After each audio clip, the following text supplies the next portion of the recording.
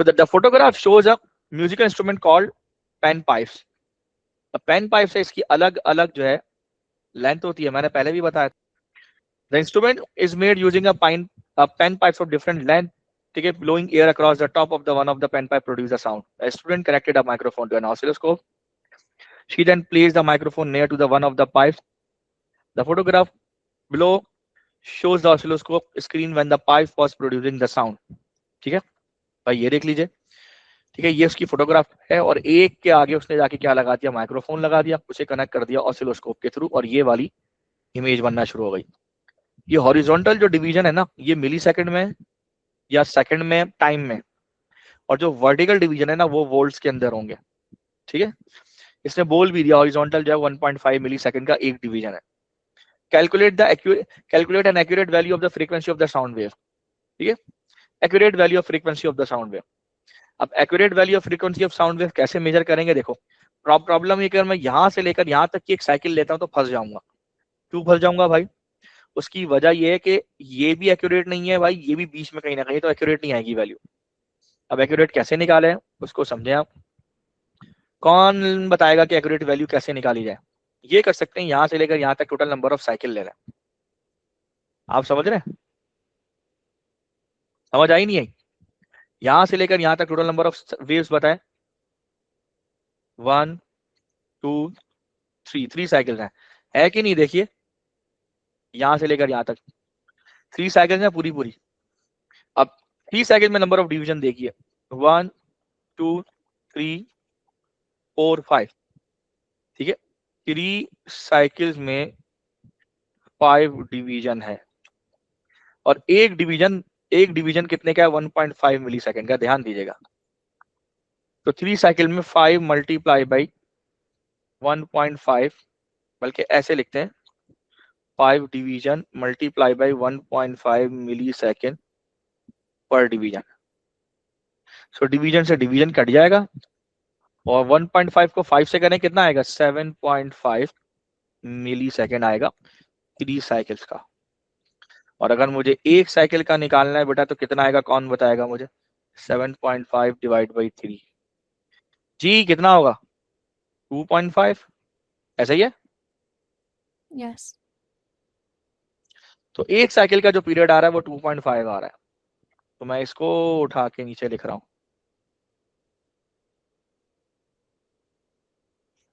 ठीक है भाई, ठीक है भाई, समझ आया नहीं आया?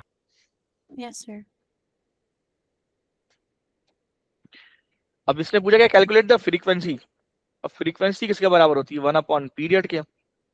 सो 1 अपॉन 2.5 एक्सपोनेंट -3. सो ये हो जाएगा 1000 डिवाइडेड बाई 2.5. तो फ्रीक्वेंसी की वैल्यू आपकी तकरीबन आएगी 2.5 4 जा, ठीक है, 1000 हर्ट्स, 400 हर्ट्स आएगी. क्लियर है? आपको समझ में आ रही है Yes. बात? कोई ऐसा जिसको नहीं समझ में आ रही है प्लीज बोले. Each pipe is open at the top and closed at the bottom. When air is blown across the open and a stationary wave is formed in the pipe, the instrument was able to produce the two sounds from the same pipe. The diagram shows the node and an antinode A in the stationary wave that cause the each of the sound. Explain how the frequency of wave 1 compare with the frequency of wave 2. Frequency of wave 1 is lesser or frequency of wave 2 is greater. लग भी रहा है, number of cycle, wavelength छोटी है, यहाँ wavelength छोटी, यहाँ lambda by 2 देखो कितना छोटा है, और यहाँ लैम्डा बाई 4 भी देखो कितना बड़ा है. इसका लैम्डा बाई 4 इसके लैम्डा बाई 2 से भी बड़ा है. इसका मतलब है इसमें वेवलेंथ ज्यादा बड़ी है, इसमें वेवलेंथ छोटी है. इसमें वेवलेंथ छोटी का मतलब इसकी फ्रीक्वेंसी बड़ी, इसमें वेवलेंथ बड़ी का मतलब इसकी फ्रीक्वेंसी छोटी, कम. That's it. बच्चों वाला सवाल है, मतलब इसमें बता देते हैं क्या है, दोनों की वेवलेंथ में कितना फर्क है. अच्छा, कंपैरिजन करना है तो कंपैरिजन भी कर लेते हैं.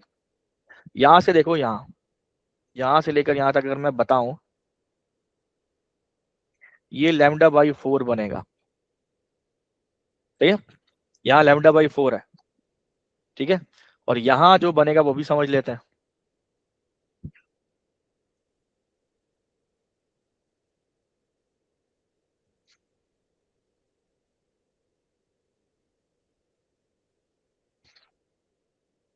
ठीक है, ये हो गया λ/4, ये हो गया λ/2, दोनों का ऐड करें 3/4 लैम्डा होता है। आ रही बात समझ में? क्लियर है? Yes. ठीक है, इस डिस्टेंस पे 1/4 आ रही है वेवलेंथ, इसमें 3/4 आ रही है, तो ये छोटी वेवलेंथ है तभी तो 3/4 आ गई। ये बड़ी वेवलेंथ है तभी तो 1/4 आई है। आ रही बात समझ में? तो अंडरस्टूड सी बात है। ठीक है, आ रही बात समझ में? तो देखा जाए, अगर मैं फर्स्ट को इन दोनों का कंपैरिजन करूं, चलो इन दोनों का कंपैरिजन करता हूं। यहां पर इस 3 को बाहर कर देता हूं और यहां पर ब्रैकेट के अंदर λ/4 कर देता हूं। तो देखो, इधर जो भी वेवलेंथ है, इधर देखो, इधर वेवलेंथ है λ/4 और इधर जो वेवलेंथ है वो है 3 λ/4, यानी इस वेवलेंथ का ये वाली वेवलेंथ 3 गुना है। फिर समझ लो, यानी वेव 1 जो है वो वेव 2 वाली वेवलेंथ का 3 टाइम्स है। वेव 2 में कोई भी वेवलेंथ है, ठीक है, ठीक है, उसका 3 टाइम्स, 3 से मल्टीप्लाई कराओ तो वेव 1 आएगी उसकी। ये है कंपैरिजन दोनों का। आ रही बात समझ में? नहीं आ रही? क्लियर है? तो आप लिख लो, कैसे लिखोगे? ठीक है, ठीक है, लिखोगे with the wavelength of wave 1 is 3 times, is 3 times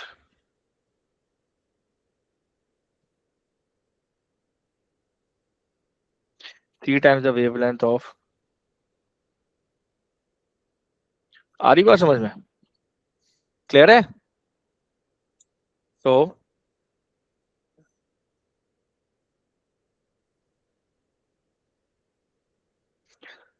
the frequency of wave 1, ठीक है, अब चूंकि वेवलेंथ उसकी 3 टाइम्स है तो फ्रीक्वेंसी 1/3 हो जाएगी। ठीक है, frequency of wave 1 is 1/3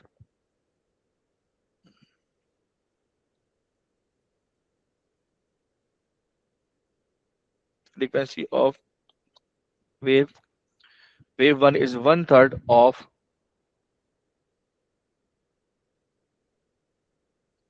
frequency of wave 2।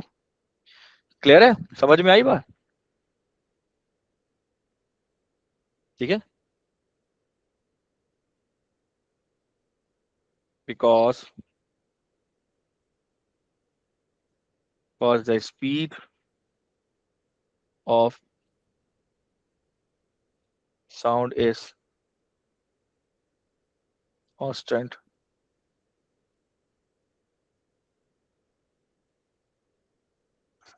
समझ में आई बात? जी बच्चों, मर्जी इसको देखो, टेक्निकली देखो, इसको V1 कर लो, इसको V2 कर लो। ठीक है, सो दोनों speed V1 is equal to V2 constant है। यहां पर ये हो जाएगा V is equal to F1 λ1 और ये हो जाएगा F2 λ2। अब जरा ध्यान देना, ठीक है, ठीक है, इस वाले केस में यानी 2 के अंदर जो वेवलेंथ है वो छोटी है, वेवलेंथ जो है वो छोटी है, फ्रीक्वेंसी बड़ी है, और V1 में वेवलेंथ ज्यादा बड़ी है, फ्रीक्वेंसी छोटी है। दोनों का प्रोडक्ट जाहिर सी बात है कांस्टेंट है। आ रही बात समझ में? यूं समझो, ये जो λ2 है इसको λ2 कर लो, इसको λ1 कर लो। λ2 जो है ये 3, ये छोटी है, ये कम है, λ1 बड़ी है। सो λ1 है, अगर मैं λ2 को बैलेंस करनी है, फॉर एग्जांपल यहाँ पर एक 3 लगाता हूँ, सिर्फ समझाने के लिए कह रहा हूँ, इसके साथ 3 लगाता हूँ। ठीक है, आ रही बात समझ में? सिर्फ इसको बैलेंस करने के लिए कि λ2 3 गुना है λ1 का। ठीक है, सो मुझे यहाँ पे काउंटर बैलेंस करने के लिए 3 से डिवाइड भी करना पड़ेगा जनाब, तब जाके मेरा कॉन्सेप्ट सही बिल्ड होगा। अगर ये वेवलेंथ, ये वाली वेवलेंथ, फिर सुन लो, अगर ये वाली वेवलेंथ 3 टाइम्स है, 3 गुना है इस वाली वेवलेंथ का, इस वाली वेवलेंथ का λ1 का। तो जब वेवलेंथ 3 गुना है तो बैलेंस करने के लिए, स्पीड को कांस्टेंट रखने के लिए फ्रीक्वेंसी को 1/3 होना पड़ेगा, ताकि 3 से 3 कैंसिल होकर इन दोनों का प्रोडक्ट क्या रहा है, सेम रहा है। पार्ट सी कहता है कि the student determine the frequency of the wavelength of the sound wave produce in different pipes and plotted the graph as shown. ठीक है, determine a value for the speed of the sound, तो क्या है determine the value of the speed of the sound, कैसे इस graph का gradient निकलेगा। अच्छा, इस ग्राफ का अगर हम ग्रेडियंट निकालते हैं तो देखिए क्या होगा। अगर हम इस ग्राफ का ग्रेडियंट निकालते हैं तो ग्रेडियंट हमें क्या देगा, राइज अपॉन रन। ठीक है, राइज अपॉन रन। तो राइज अपॉन रन में, राइज में आपके पास क्या हो जाएगी, वेवलेंथ हो जाएगी। ठीक है, राइज में आपके पास वेवलेंथ आ जाएगी। ठीक है, और रन में आपके पास क्या आ जाएगा, ये 1 अपॉन फ्रीक्वेंसी, सो ये 1 अपॉन एफ आ जाएगा। सो ये आप उसको रीअरेंज करेंगे तो ये एफ लेमडा हो जाएगा, और एफ लेमडा वी के बराबर है। तो ग्रेडियंट आपको स्पीड देगा, ये बात तो तय है। चले ग्रेडियंट निकालते हैं। अब ग्रेडियंट कैसे निकालेंगे इसको समझते हैं। स्ट्रेट लाइन ड्रॉ करेंगे, कैसे बेस्ट फिट लाइन ड्रॉ करने की कोशिश करते हैं हम।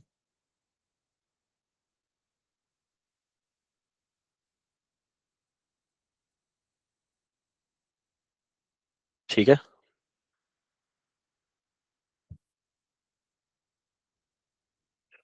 आ रही बात समझ में, सही है। ठीक है, सो एक पॉइंट ये ले लेते हैं, एक पॉइंट ये ले लेते हैं। आ रही बात समझ में। आ, एक सेकेंड, 0। अच्छा, सबसे पहले एक काम करो तुम लोग, जब तक मीन वाइल इन दोनों के बीच में डिस्टेंस निकालो। ठीक है, 0.012 माइनस 0.0010।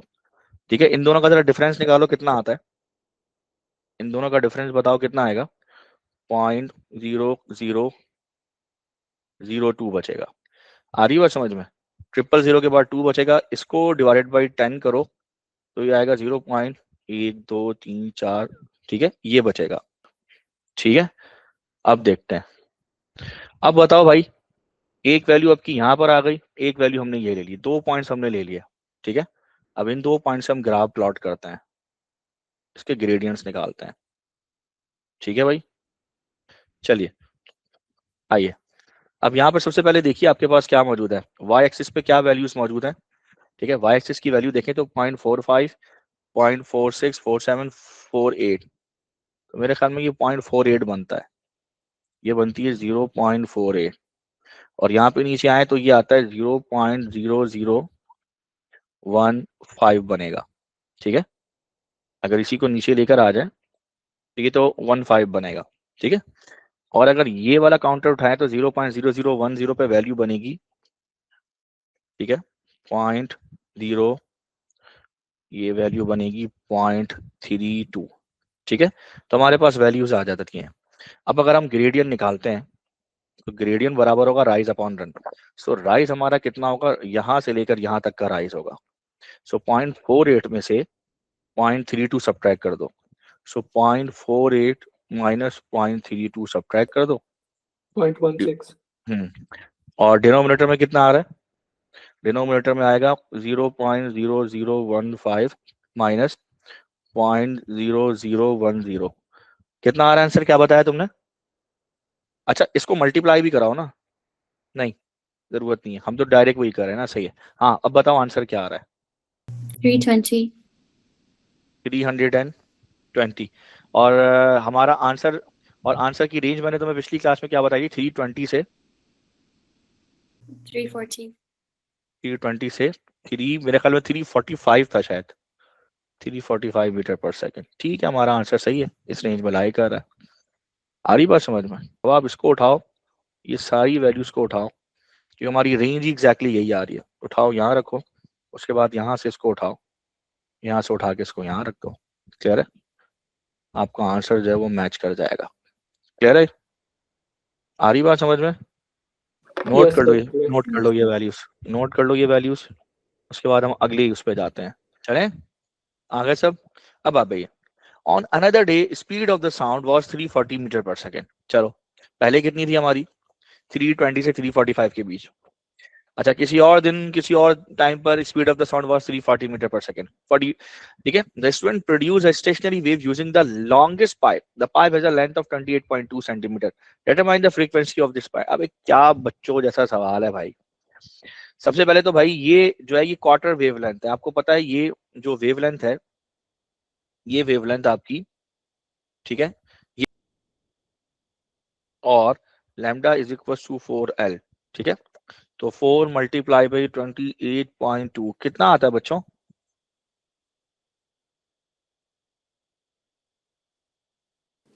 112.8।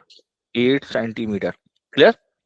अभी आगे आपकी क्या वेवलेंथ आ गई, ठीक है। अभी जब वेवलेंथ आ गई तो आपने फ्रीक्वेंसी निकालनी है, F is equal to V upon lambda. V कितना है? 340 डिवाइडेड बाई 112.8 इंटू 10⁻⁻², ठीक है। वो मीटर पर सेकंड में आ जाएगी, फिर सॉरी हर्ट्स में आ जाएगी। मीटर पर सेकंड में कन्वर्ट हो जाएगी चीजें, तो वो हर्ट्स में कन्वर्ट हो जाएगी। जी बता सकते हैं मुझे क्या वैल्यू आई?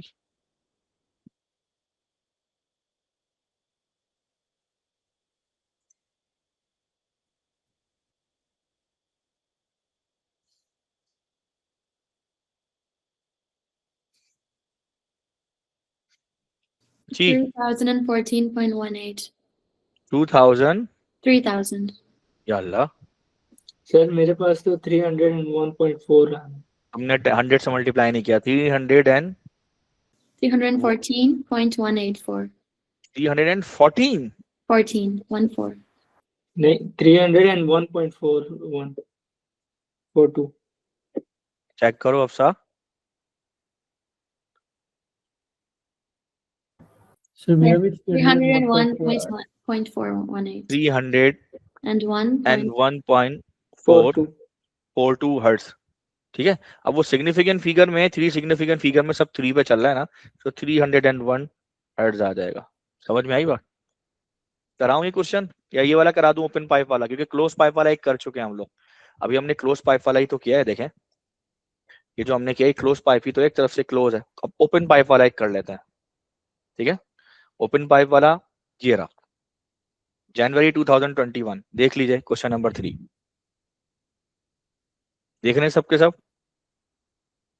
Yes. Yes sir. ठीक है, अब आप देखिए, a recorder is a musical instrument which with a mouthpiece at one end at शोन, ठीक है। कोई रिकॉर्डर नाम का कोई म्यूजिकल इंस्ट्रूमेंट है जिसका ये माउथ पीस है, यहाँ से इसका माउथ पीस है, यार बाजा ही बोलते हैं हम लोग इसको, ऑर्गन पाइप की तरह कुछ ना कुछ है। एक ओपन हैंड है इसका और यहाँ पे इसका माउथ पीस है, ठीक है। When a musician blows into mouthpiece, a stationary wave is produced, ठीक है, in the ear column inside the recorder, ठीक है। The stationary wave has an antinode at both the ends of the ear column as shown. दोनों तरफ उसके anti nodes हैं, यहाँ पर भी इसका एंटी नोड है, यहाँ पर भी इसका एंटी नोड है, बीच में आप देखें नोड है। Calculate the frequency of the sound produced by this stationary wave. Speed of the sound in air is given. Length of the recorder is 23.6. भाई ये length of the recorder is given. अभी जो length of the recorder given है वो यहाँ से लेकर यहाँ तक है, ठीक है भाई, ये आपको गिवन है। ये लेंथ ऑफ द रिकॉर्ड, ये लेंथ ऑफ द रिकॉर्डर है भाई, हर किसी को पता है। ये L इज इक्वल टू कितना? λ/2 है। λ/2 क्यों है? क्योंकि भाई ये एंटी नोड से लेकर एंटी नोड तक का डिस्टेंस λ/2 होता है, ये बात आपको पता है। और अगर यहाँ से लेकर यहाँ तक भी ब्रेक करें λ/4, यहाँ से लेकर यहाँ करें λ/4 ऐड करें तो भी λ/2 आता है। सो आपको पता है कि L इज इक्वल टू λ/2, ठीक है। और अगर आप यहाँ से लैम्डा निकालना चाहे तो लैम्डा इज इक्वल टू क्या हो जाएगा? 4L हो जाएगा। सो अब आपको क्या निकालना है? फ्रीक्वेंसी निकालनी है। Frequency is equal to velocity upon lambda, यानी V अपॉन 4L हो जाएगा, सॉरी 2L हो जाएगा ना, 2L होगा। सो यहाँ पर भी 2L हो जाएगा, ठीक है। तो 330 metre per second divided by 2 into 23.6 into 10⁻⁻2 metre, ठीक है। तो सॉल्व करें, बताइए फ्रीक्वेंसी की वैल्यू क्या आ रही है? 699.15। 699.15, राउंड ऑफ करें 699 हर्ट्ज में। क्यों 3 सिग्निफिकेंट फिगर में? ये 3 सिग्निफिकेंट फिगर चल रहा है, देख लें इस चीज को आप, ठीक है। ये 3 सिग्निफिकेंट फिगर है तो मैं इसको 3 में रिस्पॉन्ड कर रहा हूँ, ठीक है। नोट कर ले प्लीज। अच्छा अब इसमें एक चीज देखो, रिकॉर्डर के बारे में एक चीज बतानी है मुझे तुम लोग को। ये होता है रिकॉर्डर, ये होता है रिकॉर्डर म्यूजिकल इंस्ट्रूमेंट, देख रहे हो। इसकी सबसे बड़ी बात होती है कि इसकी लेंथ है ना वेरिएबल होती है, ध्यान देना। इसकी लंबाई को जो ना कम या ज्यादा किया जा सकता है, स्लाइडिंग लेंथ होती है इसकी। शायद तुम्हें यहाँ पे कहीं पे नजर ना आए, लेकिन ये देखो इसकी लेंथ ना स्लाइडिंग लेंथ होती है, समझ आया? ठीक है, तो अब ये वेरिएबल लेंथ होती है, इधर से भी देख लो। अब अगला क्वेश्चन देखो, ये देखो पीसेज में अलग कर दिया इसको, जैसे मैंने अभी दिखाया बिल्कुल वैसे ही है। The recorder is made from the three separate sections that slides together, slide होते हैं एक दूसरे के ऊपर, और a musician plays the recorder and produces the same frequency at same frequency sound as in one। ठीक है, the temperature of the air increases, ध्यान देना, temperature of the air increases, अरे बड़ी गहरी बात है ये, temperature of the air increases, as the temperature of the air increases the speed of the sound also increases, बहुत गहरी बात। ठीक है, explain how the musician can adjust the recorder to produce the same frequency sound as in one। ठीक है, वो कह रहा है कि उसको कैसे अपने म्यूजिकल इंस्ट्रूमेंट को एडजस्ट करना पड़ेगा, ठीक है, सेम फ्रीक्वेंसी बजाने के लिए, सेम फ्रीक्वेंसी बजाने के लिए, यानी वही फ्रीक्वेंसी बजाने के लिए जो पहले यहाँ पर निकल के आई, यानी 699 हर्ट्ज की फ्रीक्वेंसी को बजाने के लिए। ठीक है, हमें पता है एक बात, ठीक है, कि लेट से फ्रीक्वेंसी जो है ना वो सेम रखनी है। तो आपको पता है frequency is equal to V upon lambda होता है। हमें पता ये लगा है कि एयर का टेम्परेचर इंक्रीज हो रहा है, टेम्परेचर इंक्रीज होने से स्पीड बढ़ जाती है, स्पीड बढ़ेगी तो फ्रीक्वेंसी बढ़ेगी। हमें फ्रीक्वेंसी नहीं बढ़ानी, हम चाहते हैं फ्रीक्वेंसी क्या रहे, फ्रीक्वेंसी कांस्टेंट रहे। तो फ्रीक्वेंसी कांस्टेंट रखने के लिए हमें वेवलेंथ को भी इंक्रीज करना होगा। अब यार वेवलेंथ कैसे इंक्रीज करें, तो वेवलेंथ तो हमारे हाथ में नहीं है, लेकिन एक बात है, हमें पता है कि लैम्डा क्या था, two, lambda is equal to 2L था, याद रखना ये बात, lambda is equal to 2L था। ठीक है, लैम्डा किसके बराबर था, 2L के बराबर था। तो अगर हमें लैम्डा बढ़ाना है तो हमें L को बढ़ाना पड़ेगा। तो हम इसकी लंबाई को, इसकी लेंथ को हम क्या करेंगे, बढ़ाएंगे, इसको स्लाइड करते हुए थोड़ा सा इसकी लेंथ को बढ़ाएंगे। जब लेंथ इसकी बढ़ जाएगी तो वेवलेंथ बढ़ेगी, जब वेवलेंथ बढ़ेगी आपको पता है स्पीड ऑलरेडी बढ़ गई, तो इन दोनों का रेशियो जो है वो फ्रीक्वेंसी है दैट विल रिमेन कांस्टेंट, वो कांस्टेंट रहेगा। तो वही 699 हर्ट्ज की फ्रीक्वेंसी दोबारा आप बजा सकते हैं। समझ में आई कि नहीं आई, क्लियर है, लॉजिक समझ में आ गई? Yes. कोई ऐसा जिसको समझ में नहीं आई तो प्लीज बोलो। ठीक है, टू कीप द फ्रीक्वेंसी, ठीक है, to keep frequency same, frequency को सेम रखने के लिए हम क्या करेंगे, wavelength, wavelength must be increase. ठीक है, वेवलेंथ को इंक्रीज करना पड़ेगा, एक नंबर तो आपको ऐसे ही मिल जाएगा। ठीक है, ठीक है, बाई, वेवलेंथ कैसे इंक्रीज होंगी, by increasing the length of the recorder. आ रही बात समझ में, दो नंबर इसमें मिल गए आपको, एक तो ये कि वेवलेंथ को इंक्रीज करना, दूसरा कि वेवलेंथ को इंक्रीज कैसे करना, वेवलेंथ को लेंथ ऑफ द रिकॉर्डर के थ्रू इंक्रीज करना। समझ में आ रही बात आप लोग को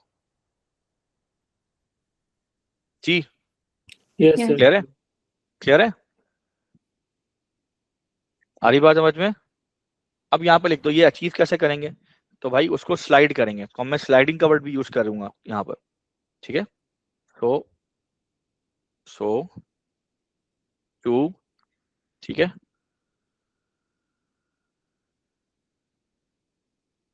टू अचीव दिस, ठीक है,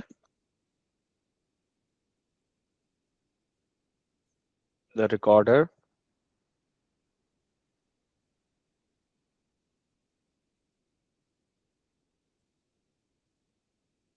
शुड बी स्लाइडेड, ठीक है,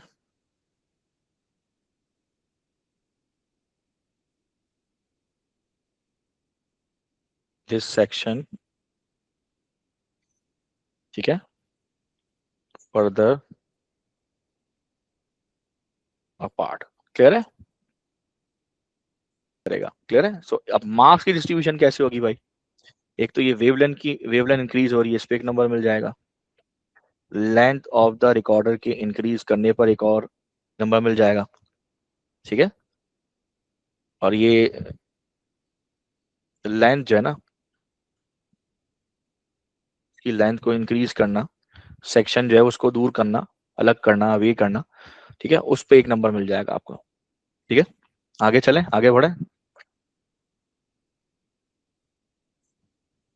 जी।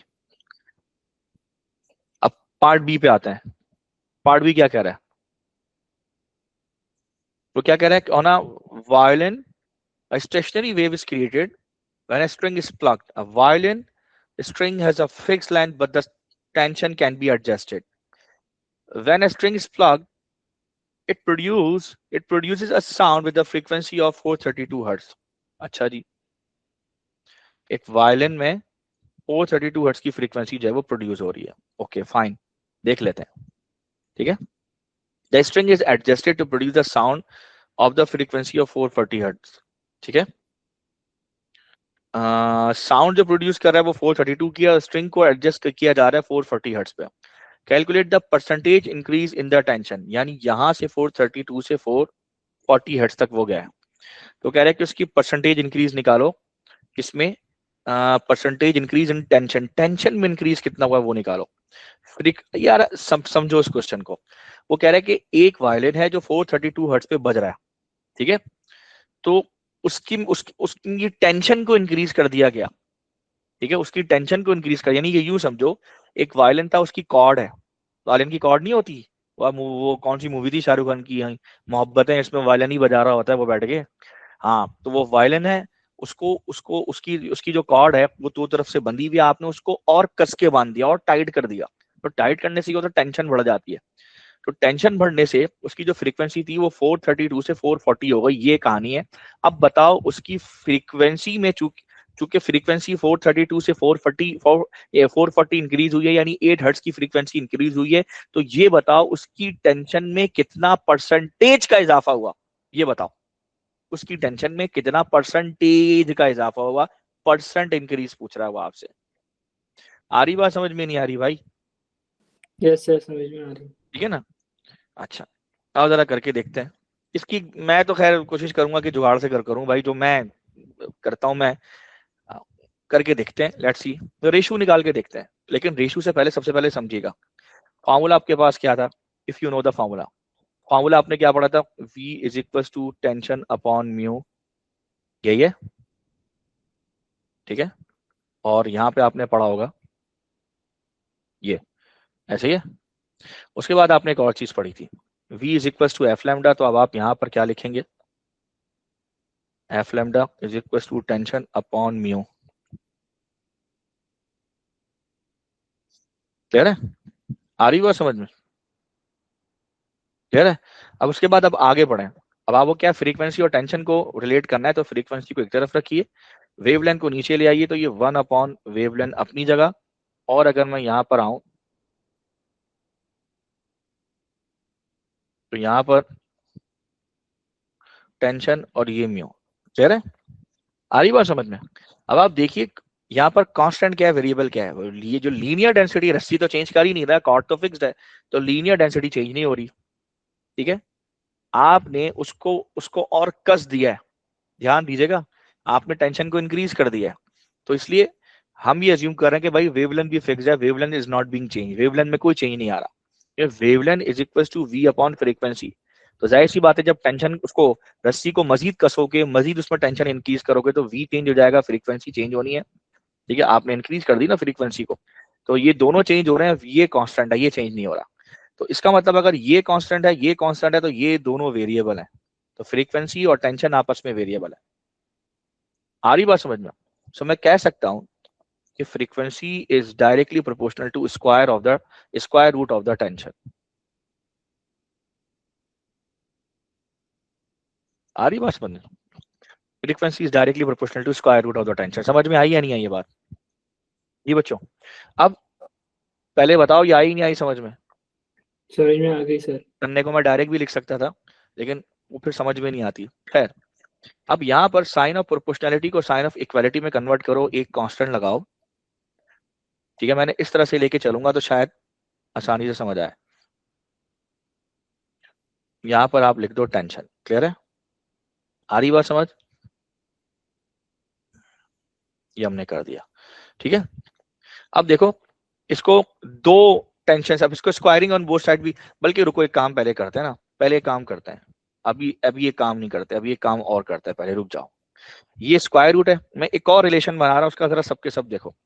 एक रिलेशन और बना रहा हूँ, क्या मैं इसको ऐसे लिख सकता हूँ, F square is directly proportional to T?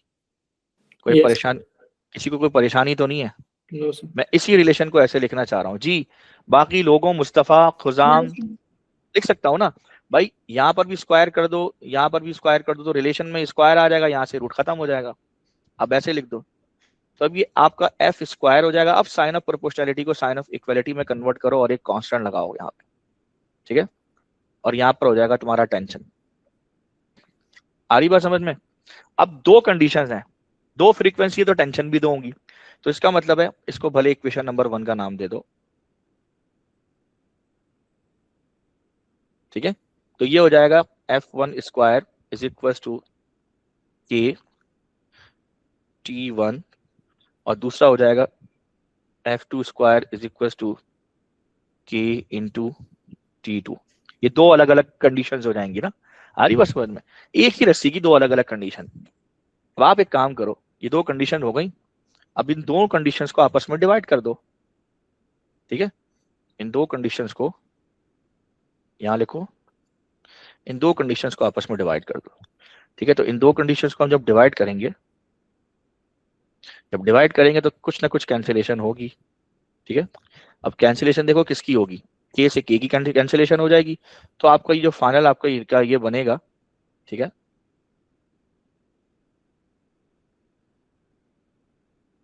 तो क्या बनेगा, F1 अपॉन F2। तो ये क्या बन जाएगा, F1 अपॉन F2। ठीक है, भले आप इसका होल स्क्वायर कर दो, ऐसे स्क्वायर कर दो, और राइट साइड पे क्या बनेगा आपका, T1 अपॉन T2। समझ में आई बात? अब F1 अपॉन F2 को चाहो तो फ्लिप कर दो, मैं फ्लिप कर देता हूँ। फ्लिप करने से क्योंकि बड़ी वैल्यू ऊपर आ जाएगी तो जिंदगी आसान हो जाएगी, तो मैं इसको फ्लिप कर दूंगा, इसको भी फ्लिप कर दूंगा, दोनों साइड फ्लिप कर दूंगा। तो ये F2 हो जाएगा, ये F1 हो जाएगा, ये T2 हो जाएगा, ये T1 हो जाएगा। F2 कितना है बच्चों, 440, ये कितना हो जाएगा 432, इसका स्क्वायर। ठीक है, और ये T1 upon T2 upon T1 हो जाएगा। प्लीज जरा मुझे वैल्यू बताना सॉल्व करके क्या वैल्यू आ रही है, कोई मुझे बताएगा? 1.037. 1.037 is equal to T2 upon T1। T1 को उधर भेज देते हैं। ठीक है, T1 नीचे है ना, उसको उधर क्रॉस मल्टीप्लाई करा देते हैं, यानी कि ये T1 इधर आ गया। क्या मतलब हुआ, यानी T2 जो है 1.03 टाइम्स है। ठीक है, T1 के। अब जरा इस 1.037 को ब्रेक करो। ब्रेक कैसे करें, तो इसको मैं लिखूंगा 1 प्लस 0.37। किसी को कोई इतराज तो नहीं, ऑब्जेक्शन तो नहीं है? मैं इसको ऐसे लिखना चाह रहा हूं जी, कोई ऑब्जेक्शन किसी को? No, sir. अभी आप इधर देखिए, जादू देखिएगा, अभी ऑब्जेक्शन आप लोग करेंगे। 1 की जगह लिख सकता हूँ 100%, और 0.37 की जगह लिखूंगा 3.7%, और ब्रैकेट करूंगा क्लोज, और यहाँ रखूंगा T1 इक्वल टू T2 जी। अब आप समझें, T1 100% तो इसका अपना है, लेकिन इजाफा कितना है, एडिशन कितना है, 3.7। देखें 0.37 का मतलब होता है, अगर इसको मैं मल्टीप्लाई बाय 100 करूं तो ये परसेंटेज में आ जाएगा 0.037 है ना। एक सेकेंड, एक सेकेंड, पॉइंट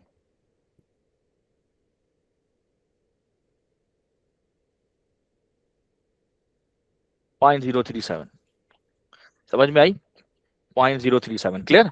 अब ये जो 0.037 है, इसको इस 100, इस 1 को भी इस 0.037, अगर मैं इस 1 को, ये जो 1 लिखा हुआ है, इस 1 को भी अगर मैं मल्टीप्लाई बाय 100 करूं तो ये 100% में कन्वर्ट हो जाएगा। समझ में आई बात? तो मैंने 100% लिख दिया।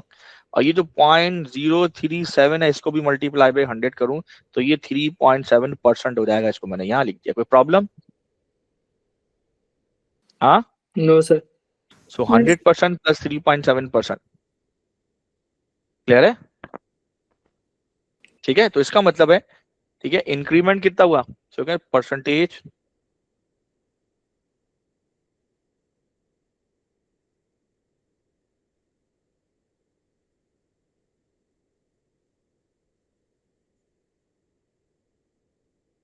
समझ में आई बात या नहीं आई? कह रहे दूसरे और भी तरीके हैं, और भी तरीका है इसका, थोड़ा और शॉर्ट तरीका भी है। फ्रीक्वेंसी के स्क्वायर के डायरेक्टली प्रोपोर्शनल है।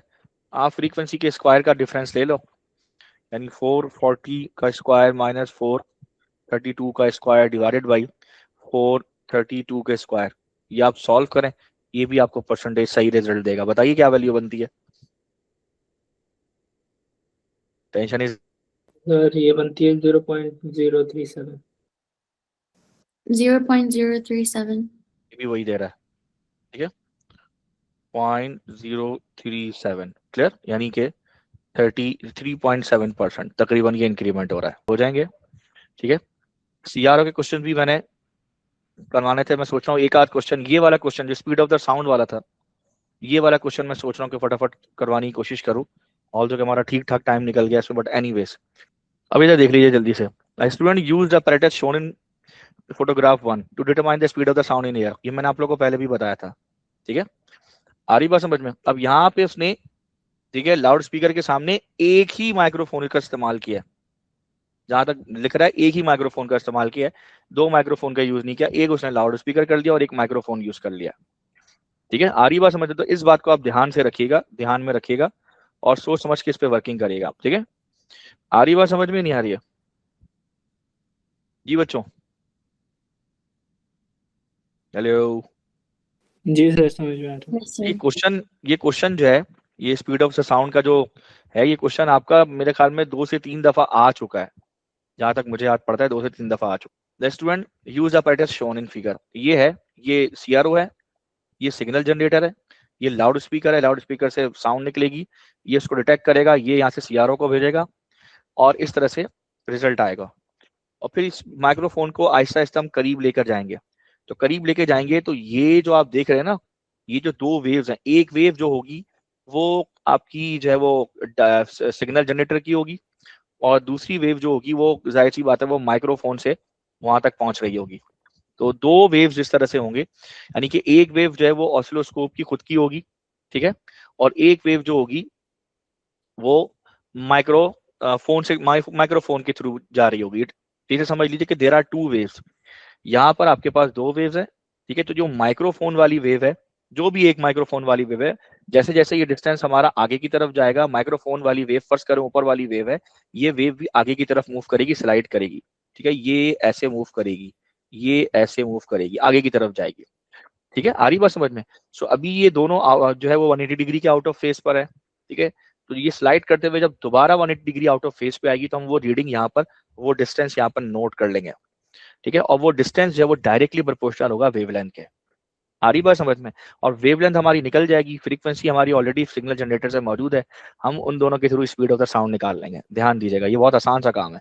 ठीक है, तो अब जरा देखिए, अंग्रेजी पढ़ ले। The student sit on the signal generator, the oscilloscope showed one trace from the signal generator. ये जो सिग्नल जनरेटर है, ठीक है, ये सिग्नल जनरेटर है, ऑसिलोस्कोप इससे एक वेव दिखा रहा है, नीचे वाली वेव दिखा रहा है, सपोज दैट। ठीक है, कह रहा है oscilloscope showed one trace from the signal generator, another trace from the microphone. ठीक है, एक सिग्नल जनरेटर से दिखा रहा है और एक एक लाउड स्पीकर और उसके बाद माइक्रोफोन, माइक्रोफोन के थ्रू फिर यहाँ पे आ रही, दो दिखा रहा है। Initially the peaks of the one trace were directly above the trough of the other trace as shown in photograph 2। ठीक है, ये रही आपको scenario. The horizontal axis of the oscilloscope screen represents the time, the number of the milliseconds per division on the horizontal scale. ठीक है, number of milli second, यानी मिली second पर division पे ये टाइम स्केल है, टाइम स्केल की setting है। ठीक है, explain how the apparatus shown in photograph 1 could be used to determine the speed of the sound in air। ठीक है, टाइम हमारे पास कम है, फटाफट मैं एग्जैक्टली वही लिख रहा हूँ जिस तरह से हमने इसको अभी समझाया। तो सबसे पहले हमने क्या करना है, माइक्रोफोन की पोजीशन को नोट करना है। सो क्या लिखना है, measure the position of microphone। ठीक है, माइक्रोफोन की पोजीशन को मेजर करना है विद द हेल्प ऑफ या बाय मीटर रूल के थ्रू। क्लियर है? एक नंबर आपको मिल जाएगा। फिर माइक्रोफोन को आगे की तरफ मूव करना है। ठीक है, क्या क्या लिखेंगे भाई? Move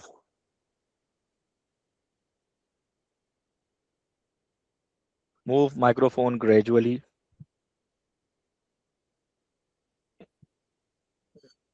until press on the lower trace on the lower trace press on the lower trace lines up with the trough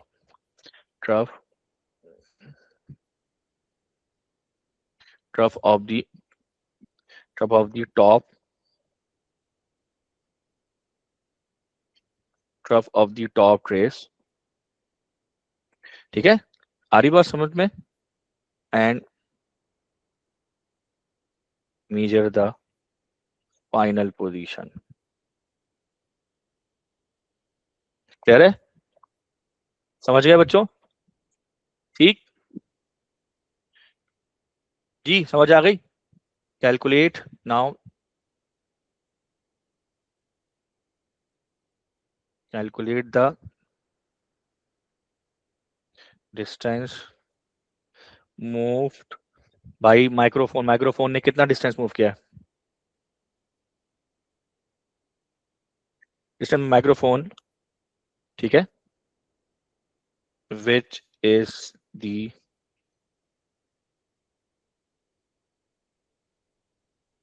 कह रहे हैं जितना डिस्टेंस माइक्रोफोन मूव करेगा ना, जैसे जैसे माइक्रोफोन आगे जा रहा होगा, ठीक है, जैसे जैसे माइक्रोफोन आगे जा रहा है, उसने यही तो बोला कि measure the position of the microphone by meter rule, move microphone gradually until the crest on the lower trace lines up with the trough of the।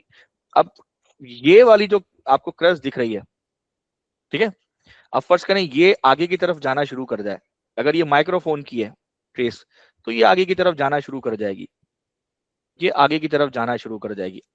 तो ये पीछे से यहां से मूव करती हुई ये आगे की तरफ जाएगी, तो आगे की तरफ जाएगी और दोबारा आके जो है इसका नीचे वाली जो वेव है, इसका जो क्रस्ट है ऊपर वाली वेव के ट्रफ के साथ मिलेगा। तो इसका मतलब है ये पूरी पूरी एक वेवलेंथ कवर हो जाएगी। ये डिस्टेंस आ रही बात समझ में?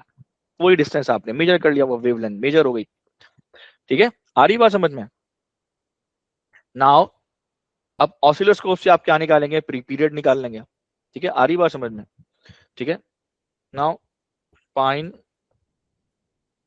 The period. जी सर वो जो डिस्टेंस आप निकालेंगे, won't we have to times that by 2? Divide by 2। Multiply by 2? क्यों क्यों? तुम क्या हाफ वेवलेंथ समझ रहे हो?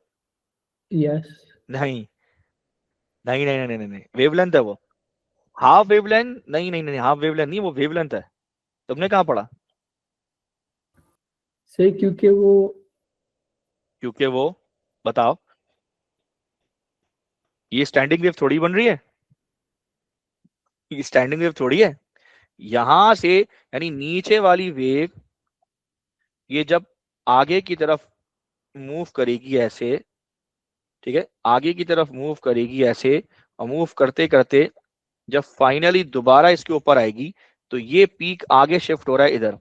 तो अल्लाह के बंदे, यहां से लेके यहां तक का जो डिस्टेंस है वो कितना होगा? वेवलेंथ होगा ना। आधी वेवलेंथ होती तो ये होता।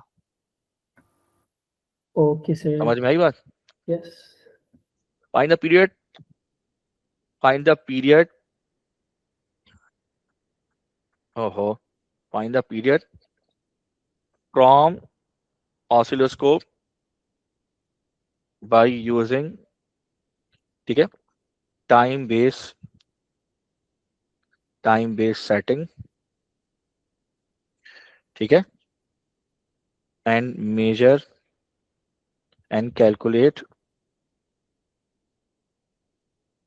The speed of sound by v is equals to lambda upon period. आ रही बात समझ में? क्लियर? आपने पीरियड निकाले तो लैम्डा से इसको डिवाइड कर दो, सिंपल बचा क्या? क्या जरूरत है फ्रीक्वेंसी की तरफ जाओ और टाइम जाया करो कि भाई ये एक दूसरे को ओवरलैप क्यों कर रहे हैं। ठीक है, क्वेश्चन पढ़ ले। Restaurant change the position of the microphone, the trace on the oscilloscope screen before and after changing the position of the microphone are shown in photograph 2 and photograph 3। तो ये दोनों एक दूसरे को ओवरलैप करना शुरू कर जाए, तो इसका मतलब है कि आपने ऊपर वाली जो वेव है, ऊपर वाली वेव है, उस ऊपर वाली वेव का जो ट्रेस है वो चेंज कर दिया। आ रही बात समझ में? आपने जो ऊपर वाली वेव है उसका ट्रेस को चेंज कर दिया माइक्रोफोन की पोजीशन चेंज करने से। अस्यूमिंग दैट कि नीचे वाला जो ट्रेस है वो सिग्नल जनरेटर का है, अगर हम ये अज्यूम कर रहे हैं, तो ऊपर वाली जो वेव है हमारी वो माइक्रोफोन की है। तो माइक्रोफोन की पोजीशन चेंज करने से, अगर ये हो रहा है तो माइक्रोफोन की पोजीशन चेंज करने से ये दोनों एक दूसरे को ओवरलैप कर रहा है। वो क्वेश्चन कर रहा है explain what change student made to the position of the microphone between the photograph 2 and photograph 3। वो क्या कह रहा है कि इसमें उसने क्या किया, उसने ऐसा क्या किया कि जो उनकी पोजीशन जो है वो आपस में ऐसी क्या चेंजेस की है कि जिससे ये आपस में एक दूसरे को ओवरलैप कर रहे हैं। जी कोई बता सकता है क्या किया उसने? पहली बात ऑब्जर्वेशन थी कि जो ऊपर वाला ट्रेस है उसका एम्पलीट्यूड बढ़ गया है। पहली तो ये एक नंबर इस पे मिल जाएगा आपको।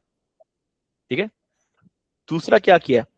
दूसरा ये कि भाई उसने इस लाउड स्पीकर को बढ़ाते बढ़ाते आगे करते करते करते करते बहुत ज्यादा करीब कर दिया लाउड स्पीकर के। ठीक है, इस माइक्रोफोन को इस लाउड स्पीकर के बहुत ज्यादा कर दिया, तभी तभी जो दो वेव्स हैं एक दूसरे के ऊपर ओवरलैप कर रही हैं।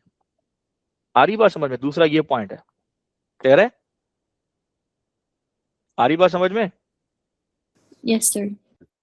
और तीसरी बात ये कि याद रखिएगा कि साउंड इंटेंसिटी, ये एम्पलीट्यूड इतना बढ़ क्यों रहा है?